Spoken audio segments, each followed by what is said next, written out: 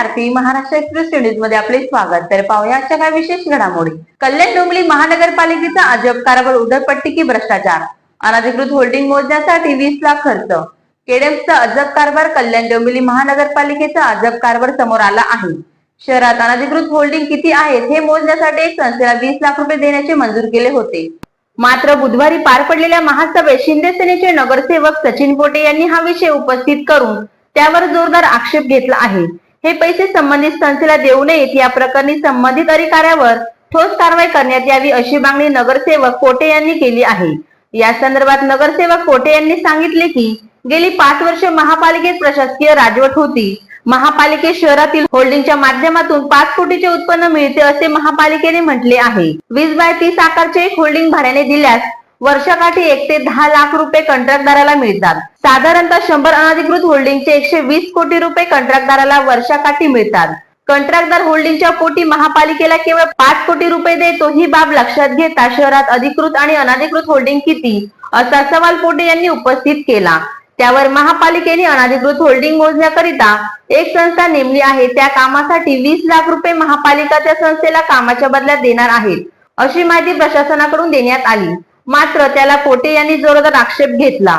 Holding मोजण्याचे काम संस्थेला न देता शहरातील होल्डिंग तयार करणाऱ्यांना ते काम दिले तर ते 2 दिवसात शहरात किती होल्डिंग आहेत याची माहिती देतील। प्रशासनाला शहरातील अनधिकृत होल्डिंग शोधण्याकरिता 1 वर्ष लागते। गेल्या 5 वर्षात होल्डिंगच्या प्रकरणी प्रशासनाने जो भ्रष्टाचार केला आहे त्याचे लेखी प्रशिक्षण करण्यात यावे, झालेल्या भ्रष्टाचाराची करण्यात यावी। या संस्थेला महापालिकेने होल्डिंग सर्वेक्षणाचे काम दिले आहे, त्याला कामाचे पैसे दिले जाऊ नयेत। त्याचबरोबर महापालिकेला कर आणि भाडे देत नाही अशा सर्व अनधिकृत होल्डिंगच्या विरोधात तातडीने कारवाई करण्यात यावी। मुंबईला होल्डिंग पडून काही जणांचा मृत्यू झाला। कल्याणमध्ये होल्डिंग पडण्याची घटना घडली होती। सुदैवाने त्यात कोणतीही जीवितहानी झाली नव्हती, याकडे नगरसेवक पोटे यांनी लक्ष वेधले आहे। माहिती की गेले 5-6 वर्ष आपल्या कल्याण डोंबिवली महानगरपालिकेमध्ये प्रशासकीय राजवट होती आणि या प्रशासकीय काळामध्ये आता जे बजेट आपल्या महासभेसमोर आता 2 दिवस झाले चालू आहे, ते एक उत्पन्नाचं सोर्स म्हणून आपण हे जे आपल्या मालमत्ता आहेत ज्याच्यातून आपल्याला उत्पन्न येतं, त्यात प्रमुख जे उत्पन्न आहे ते जे आपल्या शहरामध्ये असलेले होर्डिंग्स, मोठमोठे होर्डिंग्स, त्याच्या माध्यमातून उत्पन्न आपल्याला येतं। पण आम्ही ज्यावेळेस सभागृहात आम्ही त्याचा अभ्यास केल्यानंतर असं जाणवलं की सभागृहामध्ये जे उत्पन्न दाखवलंय ते अतिशय क्षुल्लक उत्पन्न आहे। एक 5 कोटी होर्डिंगचं उत्पन्न दाखवलं। पण आपल्या सर्वांना माहिती की एक होर्डिंग जर 20/20चं किंवा 20/30चं होर्डिंग आपण जर भाड्याने घेतलं तर वर्षाकाठी त्यांना 8 ते 10 लाख रुपये एका होर्डिंगचे मिळतात। असे 100 होर्डिंग पकडले तर जवळपास 120 कोटी, म्हणजे अधिकृत 100 होर्डिंग पकडले तर 120 कोटी होर्डिंगवाला वर्षाला कमवतो आणि आपल्याला तो 5 कोटी देतो। ही मोठी तफावत आहे। आणि अनधिकृत होर्डिंगचं तर मी बोलतच नाही।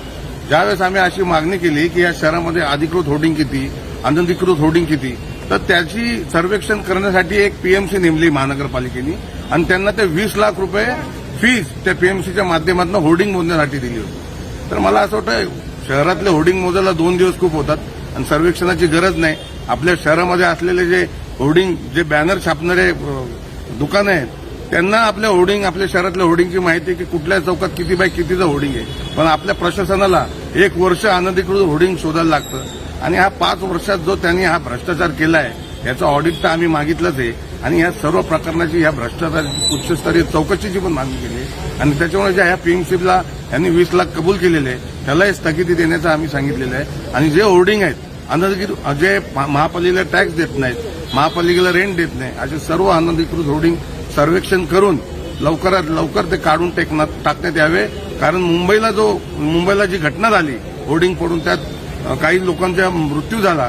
कल्याणमध्ये पण 2 वर्षापूर्वी होर्डिंग सदानंद चौकात पडलं, दुर्दैवाने कोण त्याच्यात मृत्यू झाला नाही। पण अशा अनधिकृत होर्डिंगमुळे जो धोका निर्माण होतो आणि महापालिकेचं उत्पन्न बुडतं, अशा होर्डिंग काढून टाकण्यात यावे। तर या होत्या शहरातील महत्त्वाच्या ठळक घडामोडी।